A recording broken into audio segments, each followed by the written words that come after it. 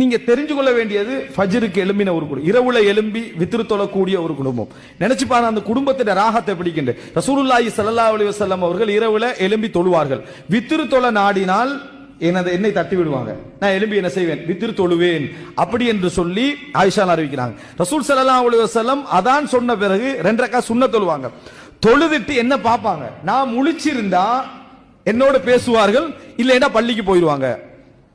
உங்களுக்கு ஒரு சந்தேகத்தை போட்டுருவாங்க, நான் முடிச்சிருந்தா ஆயிஷா தூங்கி தான் நினைக்கிறாங்க, அதானுக்கு பிறகு என்ன செஞ்சேன் தூங்கி தான். இல்ல, பெண்களுக்கு மாதம் என்ற ஒரு பகுதி என்ன செய்யுது இருக்குது, அதன் காரணமாக அவங்க தூங்கி இருந்தாங்கடா ரசூல் ஸல்லல்லாஹு பள்ளிக்கு போய், இல்லைன்னா பேசுவார்கள்.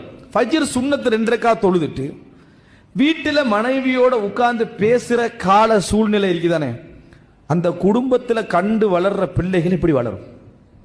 கற்பனை பண்ணி பாருங்க, எப்படி 2 ரக்காத் சுன்னத் தொழுதுட்டு வீட்டில் தனது தாயும் தனது தந்தையும் உட்கார்ந்து டீயை குடிச்சுக்கிட்டு 2 ரக்காத் சுன்னத்தை தொழுதுட்டு பள்ளிக்கு போறதுக்காக பேசி கொண்டிருக்கக்கூடிய காட்சியை கண்டு வளர்கின்ற பிள்ளைகளுக்கு நீங்க தொலை சொல்லி கொடுக்கவே தேவையில்லை.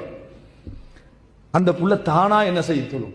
அவர்கள் கண்ட காட்சியாக தான் நீங்க 10 வருஷம் 12 வருஷம் 14 வருஷம் வாப்பா உமா தொழுதுட்டு என்ன செய்யறாங்க, ஃபஜ்ருக்கு போவதற்காக பேசிக் கொண்டிருக்கிறார்கள். காட்சியை கண்டு வளர்ந்தா எப்படி இருக்கு. சுப்ஹானல்லாஹ், ஒரு அற்புதமான காலை பொழுது இது. இந்த